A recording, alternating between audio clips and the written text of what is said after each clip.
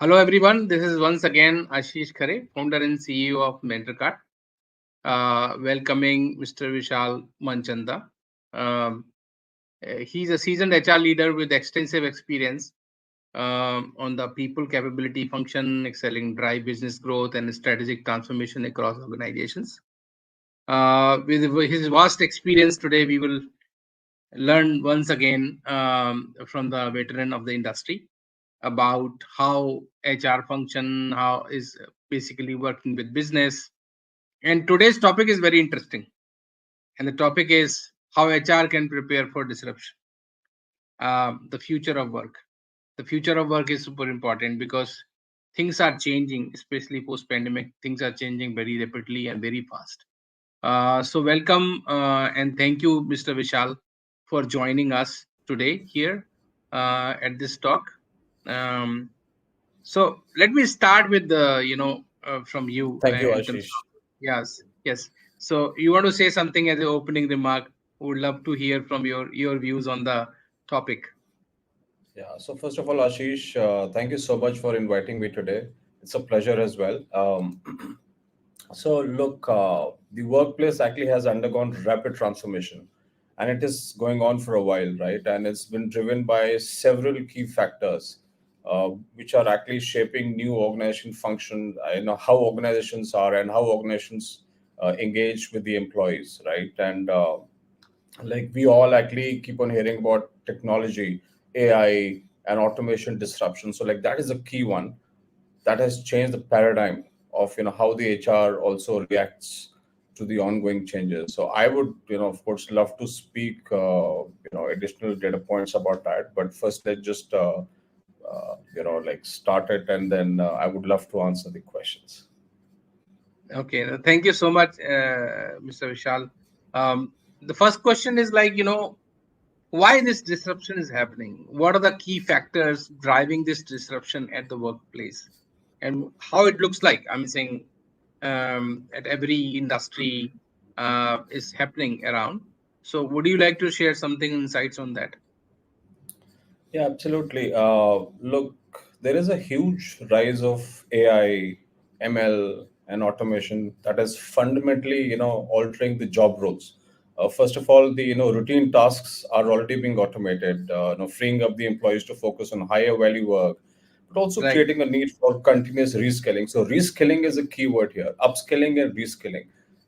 There was one report which I read very recently, which actually talks about the criticality and importance of upskilling, right, and reskilling as well. So organizations are trying to focus on how to make this change internally, because if they don't, they'll be left behind, right? The second I would say is, after like COVID-19, the remote and hybrid work is here to stay.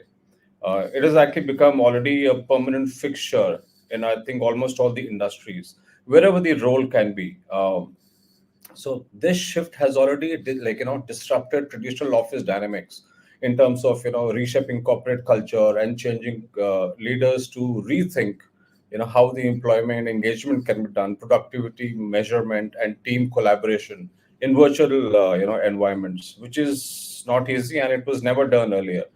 Then there is, I would say, greater emphasis on employee well-being.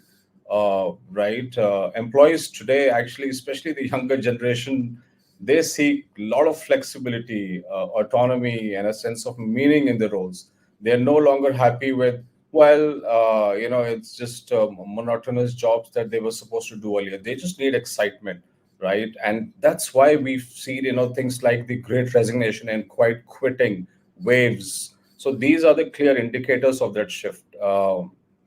Then D and I would say, is no longer just a check in the box. It's actually central to the workplace strategy. Mhm. And Ashish, you're already aware how, because of the remote work, it's actually just work from anywhere, any country, any city, any region. So the orgs, need to stay very agile and invest in continuous learning. And like culture is the main thing here. How the HR can, I would say, navigate the culture within the organizations, giving all these changes. It's the key to success of the organizations. So absolutely, as you rightly said, that uh, it's about hybrid. It's about more of availability wherever you are available from, and that's the key factor. And if you are available and you can be productive, then you can actually practically work from anywhere. However, I'm saying there have been a lot of discussion around that the hybrid or remote work, is it leading to some other problems or advantages and disadvantages? Both has its own. But when it comes to disruption, um, sometimes people relate disruption with innovation as well, because every business is changing, every business dynamics is changing, business changing its customers, its customer behavior is changing. So everybody is trying to change and adopt that change for benefit of its customer, and maybe to retain its customer or grow its customer base at the end of it. Do you see that this remote work? So it's a question related little outside of this. Is this remote work or hybrid is helping in that doing that, or it is it is somehow creating some other obstacles for the innovation, especially within the organization? Yeah, sure. So thank you for asking this question, because it's a little controversial as well. There are many, high flying industry leaders have actually commented on this. There were, I'm not going to take names, but so many remarks which actually come in the news every day. But I feel very strongly that hybrid work is not going anywhere. So there is a like difference between total remote, total work from office, and hybrid. I would actually vote for hybrid wherever the role can be had. Look, there are certain roles where people have to come to the office. I understand that, right? There is data confidentiality. There is let's just say in the organizations, if the client insists that you have to work from the office because of the data, confidentiality and whatnot, absolutely justified, and I absolutely all for it. But there are roles where things can be worked out, where people can work hybrid. Then why not?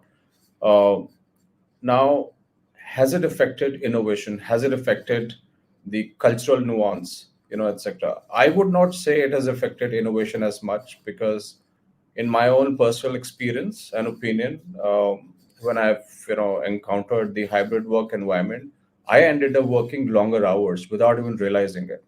But that creates a different set of issues in terms of work-life balance. That's a different story that has to be handled, very carefully. But when it comes to innovation, so the focus should not be that if somebody is working from home, the innovation is not going to happen. The focus should be, what are the key roles, what are the key goals that the individual is working on, and how will that lead to from point A to B to Z, right? That should be the focus. And HR should facilitate that. HR should actually promote that in a way that it actually works. And look, when it comes to the culture in the hybrid work environment, people are coming to work. People are collaborating on having meetings in the office, etc., etc. But in a nutshell, I would say industry wide, some areas it may not happen, but hybrid work is here to stay.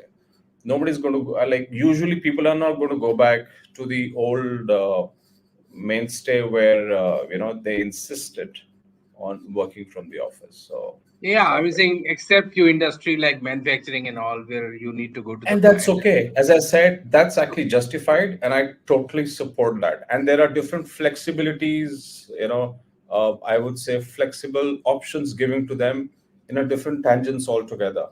But again, one size cannot fit everything or everyone. Absolutely. It's So every bird we got to for be different agile. So particulars. it's Yes, so agility is the key over here. true. And how do you see this this change of nature of future of work is affecting the role of HR, the responsibilities and HR responsibility and roles? How it is changing for HR itself? It has actually changed, already changed. right? It's no longer, how is it changing? It has already changed. New paradigms have come in, and that shift has already happened. So, I would like to highlight a few areas. So, I would say first is, strategic workforce planning. HR is no longer just about hiring and compliance. It's actually Yeah, becoming, central to strategic planning, focusing on aligning talent needs with the business goals. That's the key thing: alignment with the business goals. Then, I would say reskilling and upskilling. HR has the major onus of leading this project of upskilling and reskilling. Otherwise, organizations cannot future proof like themselves, right? Or the workforce.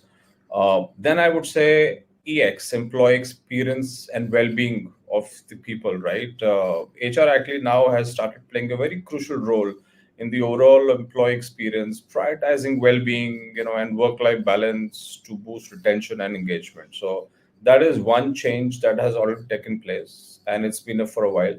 And I said earlier that the DEI is no longer just a checkbox; it's actually a reality, right? And it has affected, or it has got into, and rightfully so, in the hiring practices, learning and development, sort of promoting a diverse, equitable, and inclusive workplace. And that is also a very critical piece that the HR takes care of. Um, the best that has actually happened is, of course, it started happening for a while. It's not something new, but it has accelerated after this. Is data driven decision making, right? yeah, Talent analytics. That's the beauty of it, because HR professionals are increasingly relying on people analytics to predict trends, not just in hiring, but in talent management side of it. Retention, engagement, etc. And of course productivity, and optimizing the talent and succession planning, and so on and so forth, right? And now, how I would say HR can adapt, stay informed on trends. It's no longer a case where HR just have to follow the policy or implement the policy and compliance. You just have to stay abreast of what's happening around the industry, and just try to tweak it according to the realities of your organizations, right?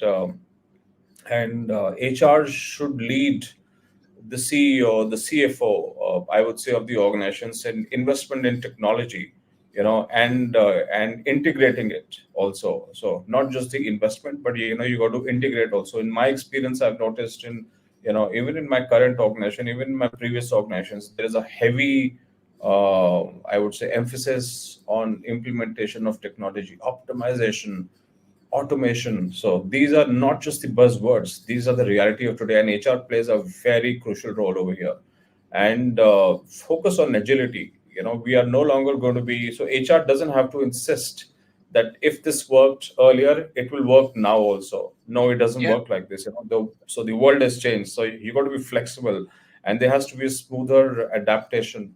So that also needs to be taken care of. Then, of course, last but not the least, I would say champion culture and inclusion. So culture change, and of course, as Mr. Drucker had said earlier, culture eats strategy for breakfast.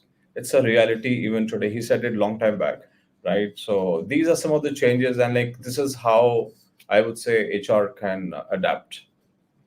In my view. oh, actually, yeah, it's all about inclusive and say not only HR, but as we see in the process of the business growth. Earlier, they used to be called cost center, profit center, etc. But now it's inclusive. Exactly. Yeah. It's one team. Yeah. Is everything is a profit center. To be honest, everybody is contributing to the organization growth in terms of financially or culturally or as a overall. No, it's a I would great just point like of to add view. a couple of things, Ashish. So I would just like to add a couple of things. I know, I'm taking the time, but look, I feel very strongly HR is more now about, and look, if the HR has to be relevant in this changed environment, in this changing world, HR has to look at like what are the organization's priorities, Yeah, and then tune accordingly, and not the other way around. right? It should not be, oh, I know L&D, I know this, and I know that. The new CHRO comes and says, because I know this, because I'm the expert in this, let me just go and implement blindly. It doesn't work like this anymore, right? So it's actually totally opposite. What are the, I would say, priorities, and then HR has to adapt and then start adding value in shorter time. So the like time is very short, and one has to be either agile, change, or just be left behind. That is one point I just wanted to make. The second is, very interestingly, in my current organization, also at QX Global Group and Accounting Services Division, where we are actually already playing a very critical role in implementing all these strategies, right? And there is a reason why we are excelling year after year, right? So I just want to make that point, that No, absolutely, it's a very absolutely. The interesting time growth. for HR. It's very interesting time for the HR to be in this realm. Very, very interesting time. True, true. It's the true integration with the business of HR. Um, as we see the rise of AI, I'm saying artificial intelligence being implemented across all the industry um, sector as well as the roles what we perform. Um, their customers are implementing, the companies are implementing, and ultimately the whole ecosystem is revolving around that. Yeah. Um when you see that happening, that as you already emphasizes on the need of upskilling and reskilling and that is required, but how do you see the future? I'm saying the capacity building of this skilled workforce, how it is going to be changed, especially in this AI era, or changing already, as you rightly said. So, do you have any point of view which you want to put, especially for the capacity building, especially from the youth perspective, when they are getting to industry with 0 to 3 years of experience and getting, say, entering into the industry, starting the career or switching the career, how the capacity building can be more fast and more robust. See, my view is, like, some of the strong views that I have is there has been a shift in the job types, right? The Some of the Yes. traditional roles are already out, right? And the youth, when they enter the job market, they have to understand and realize this. Very interestingly, I was just talking to somebody, one of my friends, who, his younger brother is just entering into the job market, and I'm going to give a very small example, actually. So, he said, Vishal, why don't you just have a chat with him, sort of mentor him, guide him, so that he can just get started. He can just get a head start. I said, all right.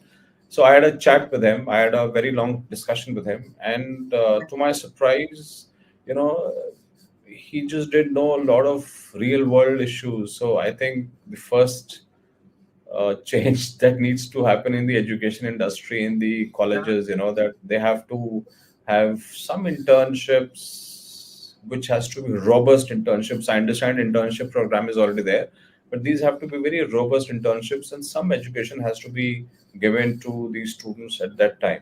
That is one. I would say job types have already changed. Job types are changing. So, you know, the younger workforce, have to understand and realize and be ready for the change. It's no longer going to be traditional jobs, right? So, like, that is one. The second is, excuse me, uh, I would say greater focus on creativity and problem solving. So like that competency, uh, some people have it naturally, some people have to work a little harder for it, but it's okay. It can be done. It's not something that can't be developed. So people have to start focusing on that competency also, critical thinking. I remember in my earlier stints, and even in my current stint, when we talk about critical thinking training and so on and so forth, I've also conducted some, right? And I'm amazed how sometimes all of us, including me, sometimes do not focus on the critical thinking aspect. So that has to be looked into it, and little bit more creative, like, side of it. The most important, I would say, amongst all these is reskilling and upskilling. I would say let's not waste time in thinking that things will change in future. The future is already here. The future that we will see is going to be starkly different. It's just going to be so different that, let's just prepare for it, right? So upskilling, reskilling. So my mantra is, in my career also I've noted this, and this is something when people come to me for mentorship and coaching and whatnot, I always like tell them, just reinvent yourself. Keep on reinventing yourself. Number one. Number two, lifelong learning has to be there. It's not that you've read a book, you're like done with that. No, you got to implement also, and then move on to the next thing, right? So these are a couple of things, and I would say, look, I would just like to add, that there is an increasing demand for emotional intelligence. So I know there is a lot of, because of the nature of how we live in the world of social media and the world of quick snap decisions, and in the world of whatever the global changes that have already happened, emotional intelligence takes a hit. But the one key difference, where even the talent people also talented people also sometimes fall behind, and some of the people rise ahead in their careers, is emotional intelligence. Control on your emotions and understanding of the other's emotions, and then react, and then choosing your reaction accordingly. So these are some of the advices I would give, and these are some of the changes that have already happened. And look, these changes will keep on happening. Nobody can stop it, but we just have to adapt ourselves. I agree. I'm missing, especially as you know, but MentorKart focus on 0 to 3. So I have some maybe Yes, questions we around talked that. about that. That the capacity building is start from that, right? Which is entry level job roles. A lot of entry level job roles also transforming because of the AI. As such, that's why this also becomes more important for the youth to upskill themselves while they are even learning, right? In the colleges or after that, so that it's not only entry level, because entry level tasks are being automated in any way, and something has to be where human intervention is required. So it means that human has to be more intelligent, since AI is there, right? It has to be more productive, more efficient, and more competitive in this age.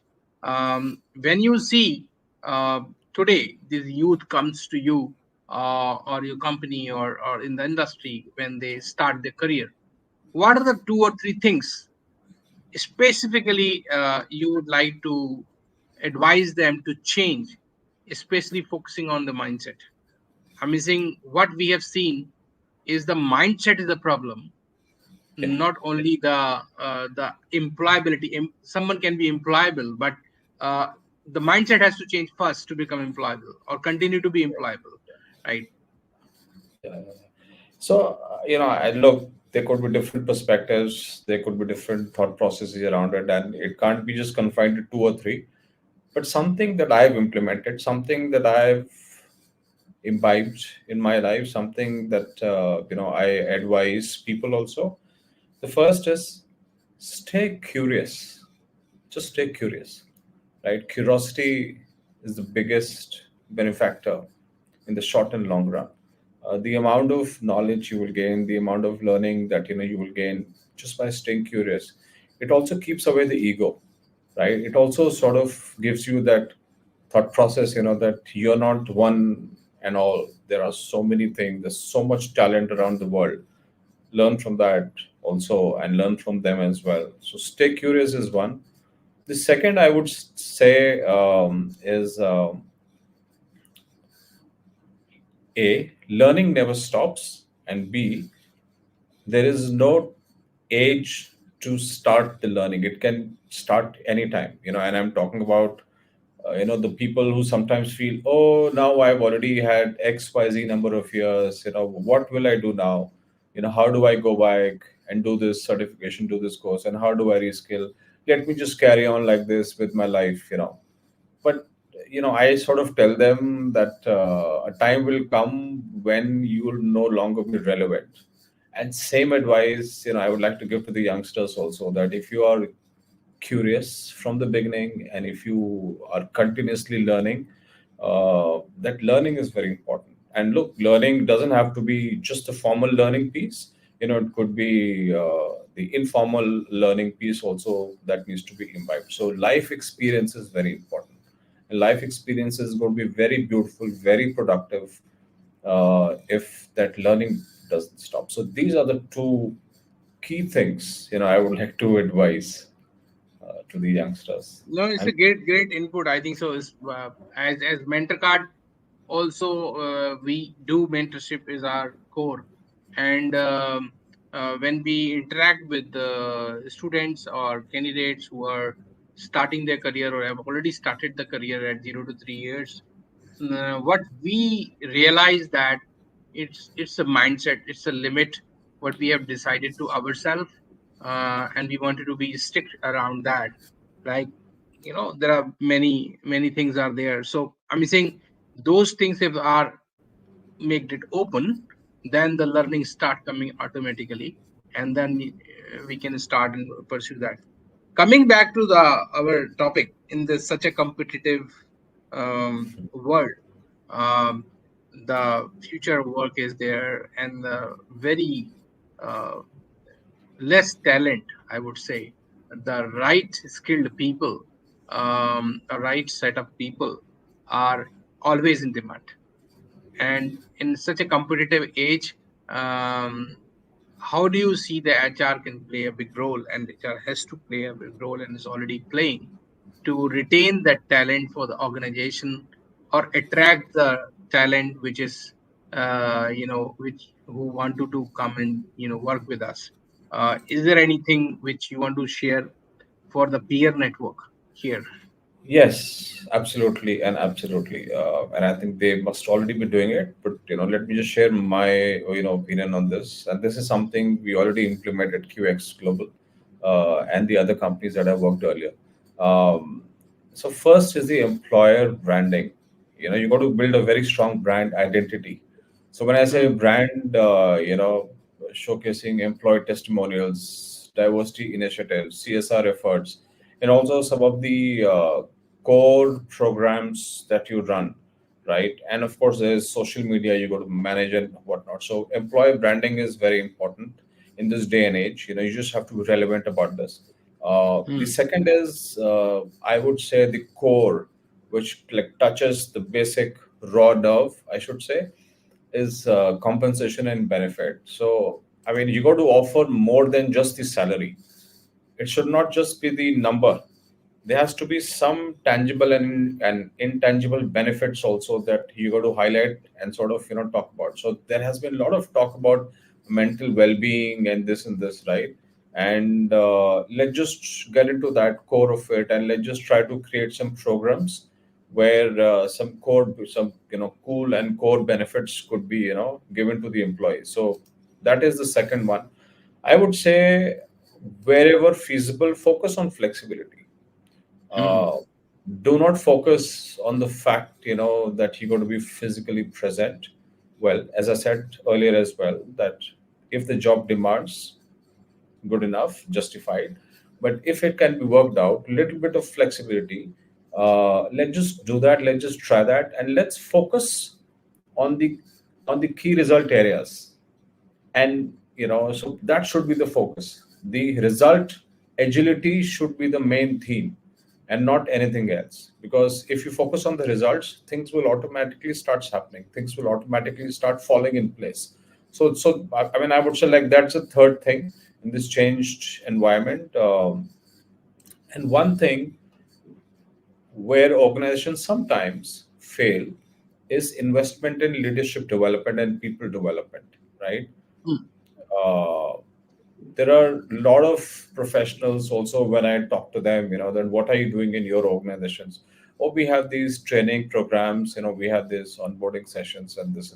No, it doesn't work like this. It has to be a little bit more customized. So a true organization development will only happen in a strategic way if the leadership is ready for it. Now, you got to identify the gaps first. There's diagnostics, then there is a compass where the people have to reach. And for that, True. it has to be a bit more customized, I would say. It could include things like, psychometric instruments. There are so many psychometric instruments in diagnostics. And then creating, I would say, individual development plans, which at times could also include team coaching, individual coaching, group coaching, right? So these have to be there. So organizations, every org is different, and the HR professional, has to identify those gaps and then start implementing, right? So like that is the main thing I would say the HR professionals can, look. The next I would say is, in a conscious manner, you have to create an inclusive and diverse work culture in a conscious way, and not just check in the box. In actually Yeah. one of the organizations where I worked earlier, we used to have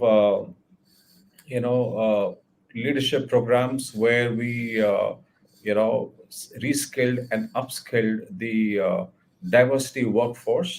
And diversity doesn't only mean gender, there were the other Yeah. diversity groups as well.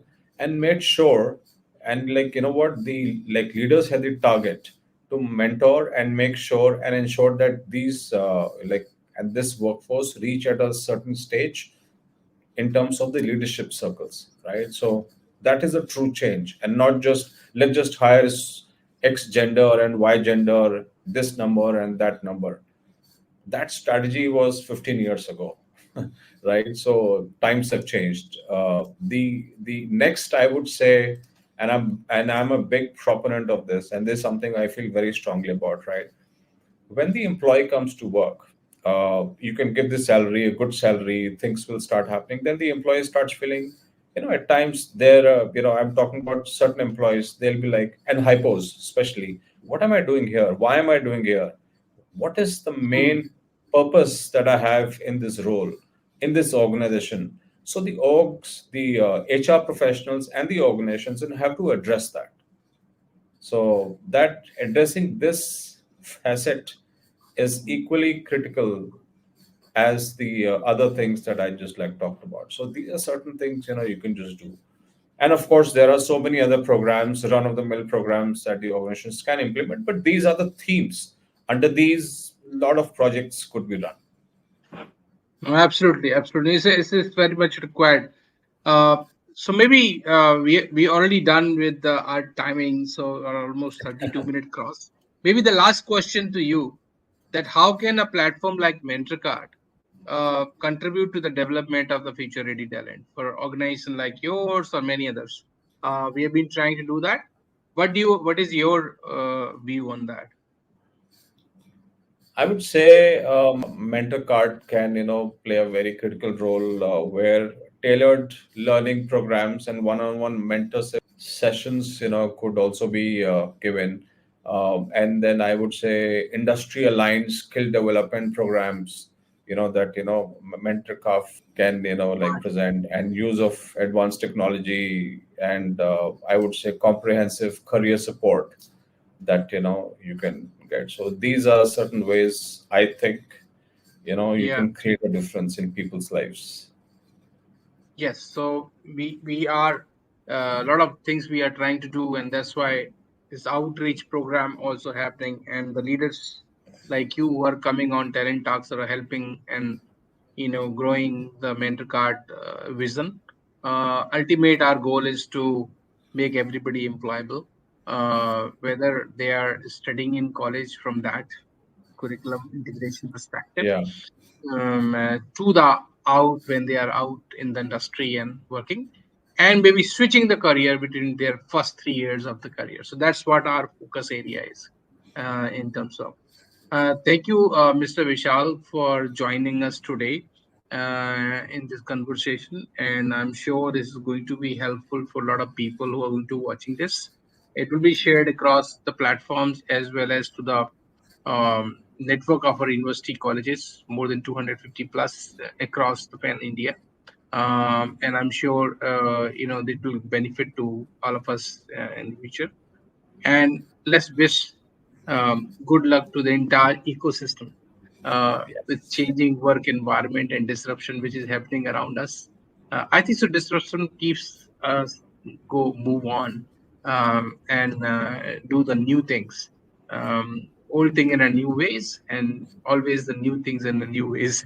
I That's how it completely is. agree, Ashish. And I was actually just going to say this, like, I think disruption is good and it should absolutely happen, right? And I like, so let's just leverage it as opposed to be scared of it, right? So, like, that's the Everyone key of us. here. And thank you as well for inviting me. It was a pleasure. I loved interacting with you.